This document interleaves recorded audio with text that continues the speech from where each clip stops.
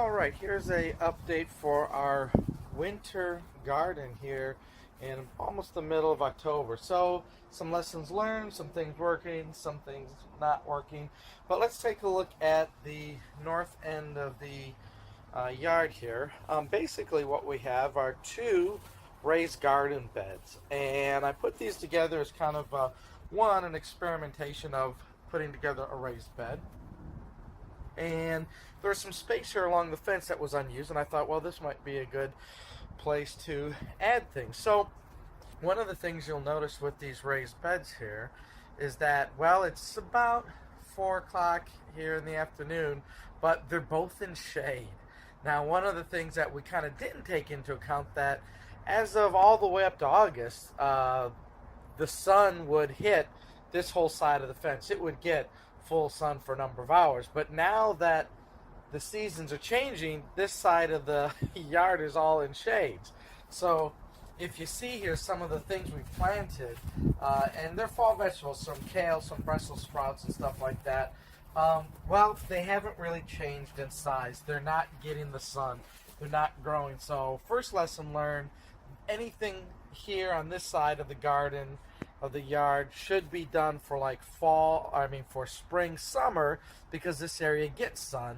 For a fall garden part, this is not the sunny side, so we'd have to grow things here in shade.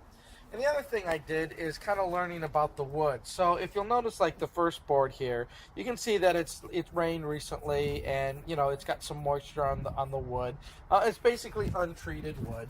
It's about 2-inch thick 2x4. It's good solid wood. It'll probably last for a while, even though it gets wet. It probably lasts pretty good. But, I'm thinking, well, wouldn't it be better if I got some wood that might even last longer and waterproof it? So as the second experiment, you'll notice that the wood here is like more cleaner or newer. It looks like it just came out of the factory. That's because I sprayed it with the water sealer that you get in a shake can. I sprayed it on the inside and out, and it looks nice, and it'll probably last longer than this side here. But again, you're kind of learning, you're experimenting, you're kind of taking things into account. So anyways, this side of the garden, unfortunately, lesson learned, is some shade. Now, I also planted some onions here and some radish and some broccoli rabe and chives, and I don't know how they're going to really do without getting the sun that they need. So a little bit of a lesson learned here. This will be good for spring and summer as it gets sun, but again, not too hot sun, so it might be good for those more delicate crops that need a little bit of shade. Moving along to the rest of the garden here, this is the Jamaican hibiscus, and if you'll notice here, it started to flower, which it does, and then these flowers will die back eventually, and they leave this little pod with seeds in it. And so the neat thing about this plant is that, one, you can pull this off, pull out the seed pod inside and dry this. You can make tea out of it. You can add these leaves to make hibiscus tea, or you can cook these down and make jelly out of it, a hibiscus flavored jelly, which we're going to try too. It's really interesting that we grew this plant just from a seed, and with the about halfway through the summer now, it's really grown in this container very well. You can see that, look at the size of that trunk in the container. It did really well. We also put these out in the front of the house, and they're just as big, if not even bigger, but they grow really, really well. That's a 20-gallon pot. The other thing here that we experimented with is the ground cherry. You might have seen this before. It's basically, looks like a tomatillo. It's like a little paper lantern. I'll open this here. It's a little paper lantern with like a little berry inside. So they get to be sweet, and they're kind of small, and I was growing it again in my container. They can get big as a regular cherry, but this has stayed on the small end. I'll probably grow these again next year. I'll probably start earlier because, again, I put these out a little bit later than I should. But it grew very well in the container, so it will grow. Here's the other hibiscus plant that I grew in the container. Again, these things are big. When the flower kicks back, there's the seed pod. I don't know if you can see that, the seed pod inside. We'll probably let some go to seed because I'll plant these again. They die back. They'll freeze. They don't take the cold weather. They'll probably freeze. So we'll grow them again because they'll grow from seed to this in like 3 or 4 months. And then over here looks like it's kind of squashing my Egyptian walking onions, and I planted a bunch of the bulbs in here, and they're growing nicely. Again, you know, this part of the garden now has got the shade. Maybe this should have been, you know, thinking more longer term as onions grow slowly in a better area, more sun, but it's growing fine. So, you know, Egyptian walking onions, we'll grow them again earlier next year, and keep going with that. And then back here, of course, the flower garden, boy oh boy, these things I grew them in containers and they're growing fine, but boy oh boy, the container just tips right over because the plants grow so high. It's amazing how, as I'm trying to set these right here, and I might have to do it later off camera, but they really grow, and I'm tripping here and losing stuff, but they really grow very well. And this one tipped over too. Right out of their pots, and I got these in 3-gallon containers. So, you know, when people say, can you grow in smaller containers, and again, forgive me here for setting this again in the dirt. Alright. You can grow in small containers. You know, it fell over again. I'll have to grab it later. But, yeah, under the tree here in the shade, a lot of these plants have been growing good all summer, even in the heat. They've gotten good water, and so, yeah, everything's been working out here. Been doing really, really well. But now as the temperature's getting cooler, you know, that's probably going to be the end of some of these, and we'll grow them again next year. All right, so that's it on this side. We'll continue more with an additional video. All right, kind of continuing on with the garden tour. The elephant ears have been doing good. Again, it's starting to get cool, so they may be starting to hibernate, but 10-gallon pots for these. And of course, the best one is from last year here. Look at how big that is, and not only how big the leaves are, but look at how many sprouted as additional children off the main plant. There's like 4 in there. So we'll have to divide them up. You know, when it gets cold, we'll put them down in the garage and put them away. But we'll divide them up and we'll plant them in separate pots for next year. They grow so well, and I think technically if I grew them in the ground, they'd probably stay warm throughout the winter and just restart again. But they just do so good in pots, so we've been pretty pleased. And even the new ones, they weren't too giant size, but they're, you know, they've been growing well in the pot, so we've been having some fun with those. But you know, this guy, you know, it's the second year of this one. Look at that nice leaves. Bit of a disappointment here is the aquaponics. This is a crack keyed water. The aquaponics system for the ghost pepper. The plant stayed alive all year, but it had a few times where the water levels got a little bit low, and it just didn't produce the fruit. They just did better in dirt pots, although I may do more next year with an experiment. But yeah, a little bit of disappointment there. Let's come over on this side. So here we got some things going on. Trying to grow some fall cucumbers and the herbs and tomato plants, and you can see that here we are in October, and you know, look at how nice and green the leaves are, right? I mean, in the summer, these things just get burnt all to hell. You know, honestly, June, July, August for tomatoes in Texas, you're gonna have really a challenge.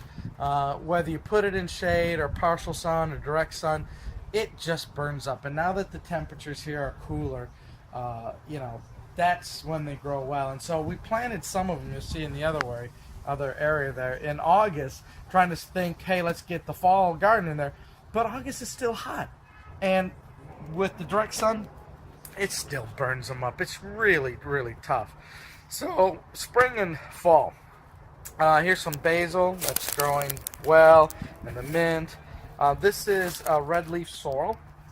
Grew really well in this container here. I'm really happy with that. We'll be cutting that off and putting it in salads and that. We got some dill. We like growing dill, so we got a lot of dill growing here. And in these 2 empties that I just planted, some garlic.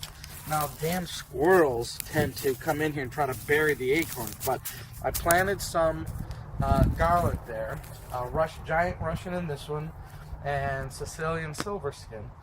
So we'll see how those will do. You plant them now, you harvest in the spring, so they'll grow hopefully nicely all winter long. And then over here, our one holdout from last year's tomato plants, still fine. The rose bushes, the olive tree, they're still growing well. Here's the creeping rose tree, and it's kind of coming off this trellis, so I'll kind of try to guide it back in here and see if I can get him back in here. Come on, get in there. Trellis him up so he grows that way. He might fall again, so I might have to trellis it. Carrots I planted in here when we pulled out the Korean radishes. We got carrots here. Again, the empty spots here, because the squirrels are burying their acorns, they're digging up my carrots. So we'll see how this grows for carrots. I might have to try again later. Coming across, it's getting towards the end for all the flowering plants here. The strawberries, of course, still in the hanging baskets, and the hanging basket's still okay. Some of them kind of died back here for the strawberries, so kind of an experiment. But again, sometimes the sun and it's a challenge in the heat. The flowering plants here, the leaves, they've just done really well. They've really overgrown their small containers, so lessons learned for what we need next year. And again, some of the additional roses and other plants here, they've been growing really well in the containers, so no complaints there. As we turn to the back fence, again, a little bit of a disappointment in terms of the container blueberry raspberry. Lots of leaves, no berries. So I'll probably have to repot them next year. Put them in a bigger pot, try to get the soil conditions more acidic of what they need, and see how that grows. It was an experiment, and so. Pomegranate tree this year, no pomegranates, no nothing, but we'll see what happens next year. So we'll continue along the back fence here.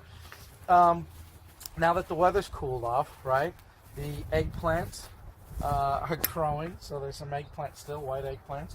The ghost peppers, got ghost peppers here. There's one watermelon plant I just planted directly in the dirt under the mulch, and it's flowering and growing, not at a high rate, but it's still alive, it didn't die. So here's the more ghost peppers, jalapenos, they need picking. The Hungarian wax need picking, more jalapeno Hungarian wax, and more eggplants. So the thing is, all summer long we've been battling the heat and the bugs. The bugs have gotten to these leaves.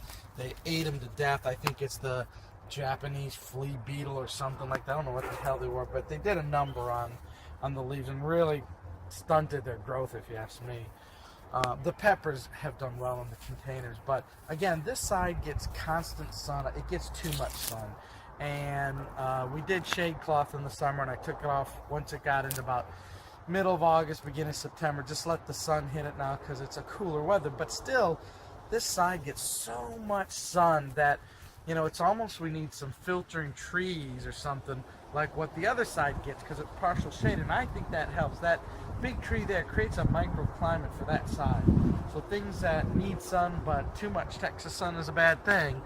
I think we need that here, and what I'm thinking of doing is, this is a pretty big area here. I think from the fence out to here, it's probably a good 6 feet with the mulch, and we're going to try what they call the back to Eden gardening, which is basically using mulch and sowing and planting directly into the mulch, as the mulch is a protective layer and all this other good stuff if you read up on it. So what I might do is, this would be a good area for my fruit trees that I want to plant. Maybe along the back here it would grow up and give this side a little shade, a little microclimate, and then I could plant the plants maybe directly in the mulch. So this mulch has been out here all summer. It's starting to decompose and hopefully start to turn it back to dirt and to help with the clay soils underneath. So maybe next year I plant the plants directly in here in the dirt with probably some more mulch to cover this over, and see how they do there, and maybe not do the containers. Try that experiment, because this is probably the best area. And like I said, this is going to break down all winter, and as you see here, as I'm digging down, this is really deep. So look at what I got here, and then it turns into, unfortunately some clay and whatnot. But I might have enough dirt and enough area maybe to try that. I don't know. We'll give it an experiment here. But if not, I got lots of containers and I know they'll grow there. But it's that sun throughout the summer I'm really going to have to try to defeat and keep the bugs off. All right. We'll go and continue with the garden here with another video to see what the rest is going on. All right, so let's look at what's going on the back side of the garden here. Hey, I don't know if you know what these are, but these are what they call Cardoons. And it is basically the artichoke family. It's used as an ornamental, but these celery-like stalks you can eat because it's an Italian favorite. And so I put these in the ground in the summer. Again, this gets so much direct sun. I kind of lost a couple of the transplants, but the ones that have stayed, because I put back seeds, they've grown very nicely. So good experiment here. Cardoons, they grow really well. So we'll be eating those hopefully later on. And then, boy oh boy, if you saw the trees when they first planted them, look at how big, and I have to keep going back. Look at how big those two trees are. Those are the Moringa trees, or the tree of life. They're a tropical plant and they don't like cold, so what we'll have to do is protect them from the winter. But I'm telling you, this thing has grown one stalk. If you notice that, one stalk straight up, it's at least 15 feet. These plants grow immensely. I mean, if you look at the stalk, I mean, this isn't a 20-gallon container, and it just loves it. I haven't really, come back here to see how far the roots have expanded, but I've had mulch, and I've had a dripper here, an emitter, and it's only a 1-gallon emitter, and it gives it enough resources to grow anywhere. Now, here's the thing. These leaves are like, you pay top dollar for the ground up leaves, the moringa leaves, because they got all the health benefits and all the good stuff. So it's kind of like, well, you want to just, like I'm doing, pick the leaves and eat them, but you want to pick your own leaves, dry them, grind them up yourself, and put them in smoothies and everything, because they're really good. But here's the thing. This grows as a tree normally would. One big stalk, and then it'll grow branches. But what they show on the internet, and I'm kind of scared to do because it's grown so well, but they say that's what you do. You come over here and you basically just cut it right back. Cut it right back. And what's going to happen is it's going to sprout little sprouts from the bottom. So instead of growing it as a tall tree, you want to grow it as a bush with many trunks and grow it that way. And that way you get the most beneficial branches and leaves instead of a big long trunk and tree. But it's really interesting. This thing's grown so well, it's even got the flowers here too. A pretty flower. I don't know if you can see that so well. So anyways, what's going to happen is this is a tropical plant, really. And so I can't just leave it uncovered anyway. So I think once it gets closer to colder weather, when we get our frost, I probably have to cut it there. And then I'm going to have to put the plastic and protect all the plants that I want protected over the winter for those couple weeks. In Texas, here in North Texas, we can get December, January, probably 2 weeks of February, but we can get some cold spells that come through here and they could kill it. So it just needs a little protection on those 1 or 2 days that you get that ice or that cold 20-degree weather. So we'll have to protect that, and I'll have to cut that back, and hopefully it sprouts anew. Now, to give you an idea of what happens here, when they sent me the plants, they sent me like a little plant, like Groot. And I planted it, and I didn't really plant it early enough. And here's the main stalk. Well, that kind of died back. But look what happened.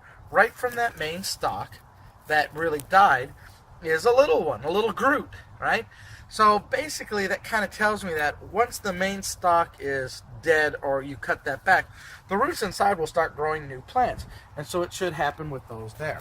So that'll be an experiment. We'll try that and hopefully not kill it, because they're a fun tree. All right, what's going on back here?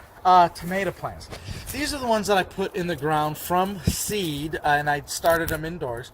They're a tomato plant. They're like a black tomato plant that has, I think this is the blueberry one. So you can see it's kind of blue, but then it starts to turn red. They make little cherry tomatoes, and so I put them in August, and you can see that it really got beat up here at the beginning, but then as soon as the weather cooled, it started to recover. So I've been picking lots of little cherry tomatoes off of that because I got 2, 4, 6, 8, 10, 12 of them. Now these two are some other varieties that I put in as well. But they're growing. I mean, the weather's cool and the tomatoes are growing. And, you know, the best thing about not only these tomatoes, but the cucumbers and other things, the bugs are gone, right? Those summer bugs that just rip apart everything, the caterpillars that eat everything, they're gone now. So I got a better chance of, you know, keeping all that at bay. The fig tree here, right? This is a fig tree that I bought just spur of the moment at the nursery. They're almost giving them away. So I stuck it in this 20-gallon container, and basically it was about this up to this high, and now it's all grown up to that. Now it's going to be going dormant here, and those figs are too late in the season to really, I think, mature. Yeah, I'll you know, be looking forward to this tree producing more next year. He's in a 20-gallon pot, and I'll keep him in the pot. I've got some at the other house directly in the ground, 3 of them, and I think it's maybe their 4th year, and they do really well. They grow really big. So fig trees grow well in Texas. Some other additions here is a lime tree and a lemon tree. This one's the lemon tree, Meyer lemon. It's in the 20-gallon, and of course the lime tree. And it's kind of cool because it's got flowers, and even this, look at that, a little lime, right? So I put these in these nice 20-gallon, and I used a special dirt mixture that they kind of showed on the internet. It's not just dirt. They got some shale and some other compost and things that give it a little bit more drainage than just regular old dirt and compost. And I also acidified the soil a little bit because from what I understand, citrus needs a little bit of a more acidic soil. So they're growing well. Now these guys need to be protected again from the cold. So really the moringa tree, the fig tree's little still, and these 2 little guys, since I have the arch over this, I probably put plastic over here. And instead of trying to drag them to the garage and keep the garage, I don't have any room in the garage, I'll put the plastic over and keep maybe them protected there. I'll kind of monitor the temperature of how hot it gets, but I think because these could probably go down to 30 with no problem, but anything lower than that they could get bit with the frost. So I'll definitely cover this up with some plastic and have my greenhouse and thing protected for those 6 to 8 weeks for our cold weather. Now I'm telling you, look at these 2 pineapple plants. They love the heat, and they're in these 10-gallon containers, and look at how thick that stalk is. Boy, that really is a healthy plant. Now, I don't know at what point you might have to transplant these guys, but they said 4 or 5 years you should get a pineapple out of this. So maybe if we hit it with the nutrients and everything next year, maybe we'll get a pineapple, which would be really amazing because hard to grow here. Now, these got to get protected too in the winter because maybe I might just put these in the garage to protect them for sure. I don't know if the greenhouse will be enough. I don't know what that temperature will be inside the plastic. I think it raises at 10 to 20 degrees maybe. So if it gets down to 30, if it can keep it at 50, I guess it'll be all right. Oh, I don't know. Who knows? Back here, it's mum season, so we've got some transplanted mums. I got even some blackberries that I tried to root out and transplant. We'll see what happens there. But lots of mums, right? And then, of course, the ginger and the turmeric. This stuff is growing still. And if you look way there, it looks like one of those gingers. You can see a nice little ginger sticking out, probably because damn squirrels are digging in there. But these definitely do not like cold weather. They like tropical hot weather, and it's been 70, so if it starts to get cool evenings, I wonder if they're going to start to go dormant or start to cut back on their leaves. Definitely will have to either bring them in the garage, cut them back. Maybe I'll pick them. I'm really curious to see how much of a tuber they've grown, and so maybe we'll pull them out and replant them for next year. But they're doing really well. Here's a desert rose here. This is doing really well too in this pot. And a 3rd pineapple. We said, what the hell, let's try another one. Also back there's the cantaloupe, which there's 2 baby cantaloupes growing on that. So we'll let it grow. Damn squirrels, you got to get them before they do, but they're growing. And then, of course, back here, it's a little hard to see. We'll walk back here on the 2nd row. Again, a 2nd attempt, or really maybe a 3rd or 4th attempt at cucumbers. I moved them out of the shade where they were in that other raised garden bed. See if we can't kick them off. And then some late tomatoes, nice and green, little flowers, so they're doing well. You know, let's see what we can grow in this late season. Lots of little tomatoes. So we'll see. Again, you know, this is really a nice time of the year because no bugs. And of course, back here's our Asian garden. We have the Malabar spinach, and it's even got the little black berries now that stain. You got to be careful. But you can eat the berries, you can eat the leaves. This is longevity spinach. It's a Vietnamese plant. You can put this in soups or stews or salads. And some more Malabar spinach there. So between the red sorrel and this stuff, oh man, they love the sun. And you can see the vines. It's basically grown up and grown all the way down the other way. It's really a hardy plant. If you're, you know, got the Texas heat, well, this grows well. And we're lucky enough to have not only a nursery, but a nursery that specializes in Vietnamese plants. And Vietnam is a hot place, so they sell plants here in Texas, which is native kind of weather there. Now, had I planned this out a little bit better, rather than put the crops there that like sun but can get burned up easily, really these guys should have been on this side, and these guys should have been here and got a little bit more protection. So next year I'll probably do some reorganization of who gets what from. But anyways, here's kind of what the fall garden here looks like on this side, and let's look at the rest of the garden. I'll show you some other additions that we've done. Okay, so again, on this side, probably got a good, I don't know, maybe 4 feet, maybe even close to 5 feet of distance here from the fence for the mulch, and growing some other things. So the pepper plant, these are the white strawberries that my mother wanted to try. And the squirrels keep bearing stuff in here, and the plants have stayed alive. They look pretty good, and here's all the runners, and the runners are going all into the mulch.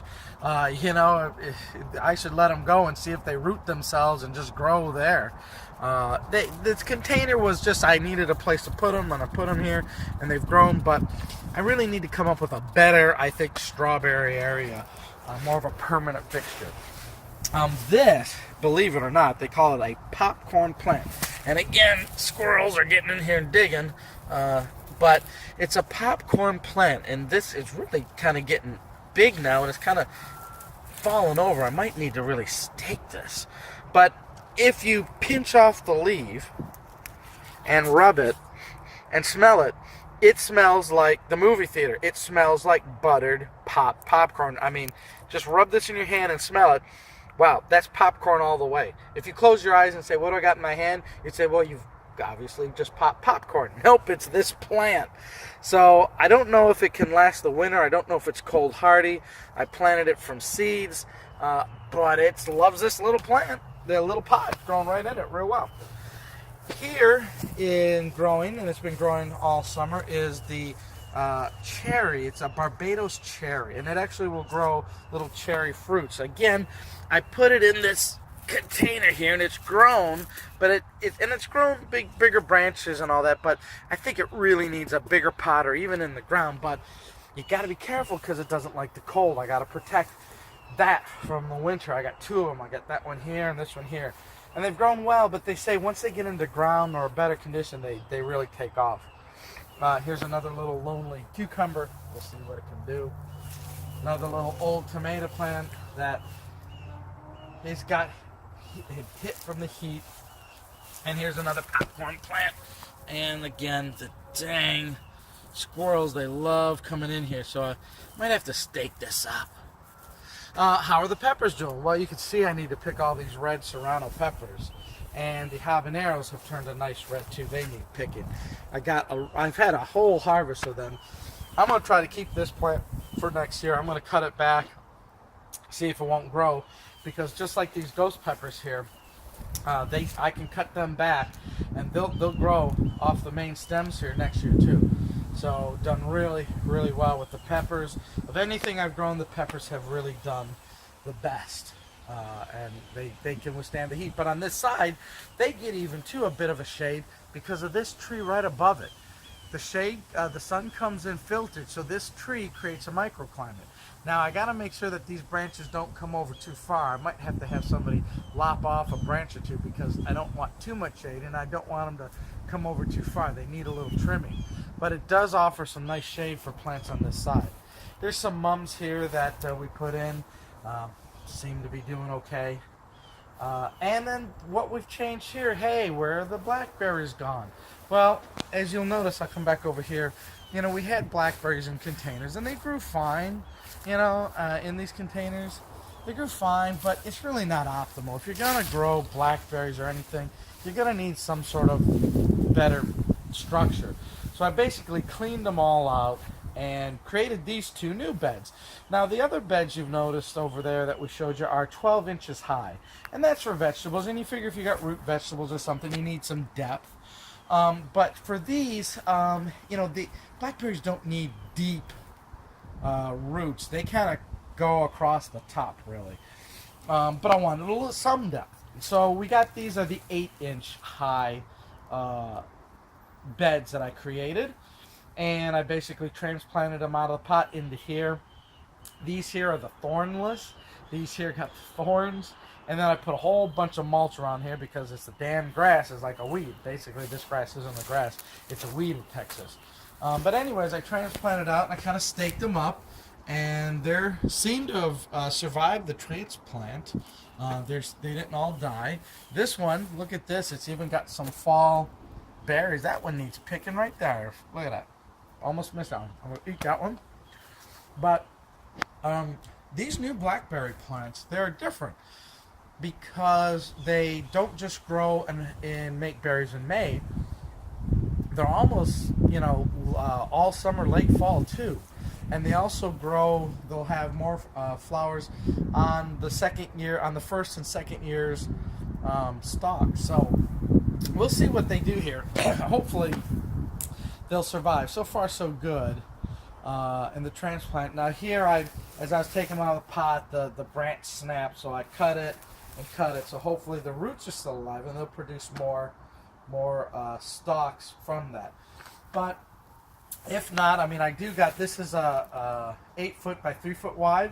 If not, I do have some space here that I could probably plant some more stalks and maybe start it up again and get more going. So this will be the 3rd year for these here. So we'll see what happens, you know, and see if we can't get a better production, a little bit more controllable area. You know, staking them up is the hardest thing because you know, you got to make them high enough for them and keep them going. So we'll have to work on trellising them up probably a little bit better than what we did here. And these I like, and they've kind of scrunched together.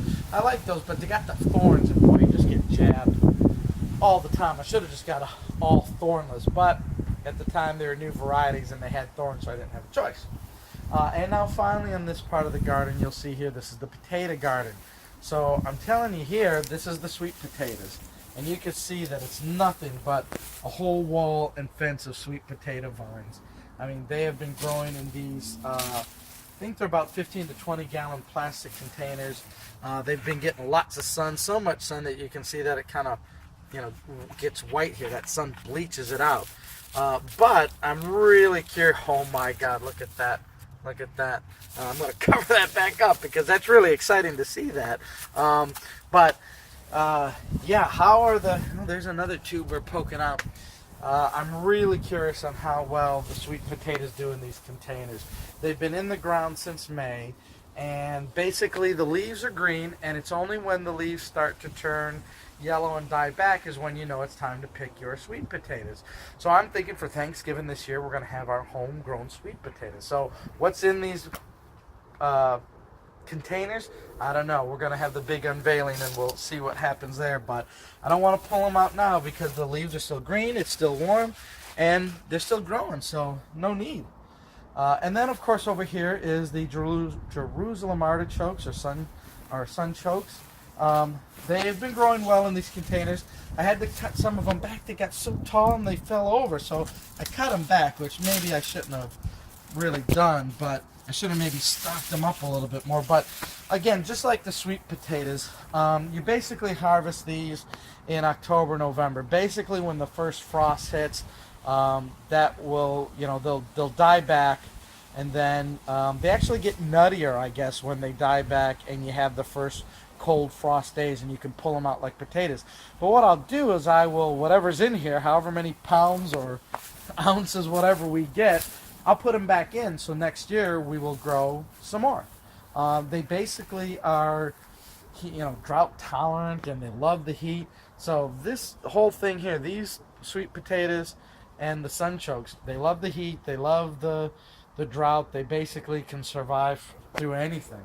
And in Texas, that's what we need. So, this gardening thing has been a lot of fun. Unfortunately, it's probably been a lot of money too. But like any hobby, it turns into a money pit. But, it's been fun, and it's given the whole family really something to do and kind of an activity to work on, like any hobby. And you learn a lot, and you make mistakes, and then the next year you try to correct the mistakes. I think one of the things that we're learning here is this backyard doesn't have, there's still lawn, but maybe we start to take over more lawn and turn it into more garden, because this is the south side of the house, and in winter this is where the sun is, and so where I have those two raised beds, really those raised beds should have been on this side, right? And this is the side of the house here, and this side in the backyard, this is where it gets the sun all day. So if you want a fall garden, then I have to do it here. So one of the things I think we're going to do over the winter is we start to pull down these plants and start to redo stuff. I'm going to start converting all this area to, I think, some raised beds like over here. I think this area here, the containers are growing really well, and there's always a place for container gardening. But what I think I want to do is put some nice raised beds here too, and then put the mulch on it and water it nicely. I think we can do really well here on this side with such a setup. And then I think back here we'll try to do a combination of directly planted and some containers. The other thing I learned is, and as you can see, plants grow in 3-gallon containers and maybe even smaller, 10-gallon containers. I got the 3-gallon containers. But here's the thing: while yes, you don't have to have giant containers with a whole bunch of dirt to grow stuff, this is Texas, folks, and these containers, even the 10-gallon, which you think are big enough, it's hard to keep it moist. When that sun hits, when it's 120 degrees, even though you put the mulch on top and you got it watering 3 times a day, this stuff still dries out, right? So you need a big container. So the lesson I've learned is, even though I can grow stuff in small containers, if I want to make it get through the summer and the heat, then a 20-gallon container like this protects the plants. I think it gives it enough dirt around it to keep moist, and to keep, while the edges may dry out, that center where the plant is and the roots are, it keeps it moister and less affected from the sun. I think with the nettings and the stuff that I've created here, I can put the shade cloth, because I got the shade cloth, and when it is those summer months, I can put the shade cloth. It'll do 40% of the sun's direct rays, protected from this area, still have the heat, but less of those maybe burning ultraviolet sun rays. So some lessons here. The other thing is, because I got these the frames, the metal frames, I can put plastic here, and that means I can start my transplants and seeds and bring them out here under the plastic earlier in the spring. So I could plant, whether this be raised garden beds or direct seed, I can put the plastic, put the seeds in, and have stuff start to grow here maybe as early as January, February, right? As long as it's got that greenhouse plastic over it and everything, it'll keep it warm, and I'll have an even earlier start, because the biggest thing I really want to try to grow next year is beans and peas. They do terribly here in the summer. They burn up, but if I can get those in the ground early, and because they can take some of the cool weather, I think we'll be good. So really, while a lot of people now are ending their garden, they're not thinking of gardening, they're thinking of Halloween and Christmas. Really, for the hobbyist gardener, it's a 24/7, 365 hobby, especially in Texas, because really, by December, January, I have to be putting seeds in pots so that I can transplant them out here for February, March. So it's early, and the potatoes, you put them in January, February, regular, white potatoes, not the sweet potatoes. So just as soon as I'm closing stuff down, I gotta really be thinking of getting my seed starters and my grow lights and all that up and running, and get these beds built to see what we'll do next year. It really doesn't end for the gardener, especially in Texas, because we can kind of be working all year around.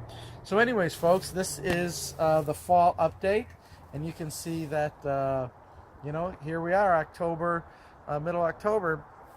Nothing's died because it hasn't got cold. We've had our first cold day of the fall, where it went down to 57 this morning, but the day was 70. So if we had 70 all year round, boy oh boy, how easy it would be to have a jungle back here. But that's just not the case in Texas. We're going to have December, January, and 2 weeks of February possibly cold days, and we just got to protect the plants that need that protection. Otherwise, thank you very much, and we will keep updating you with how this garden goes into further the fall and winter.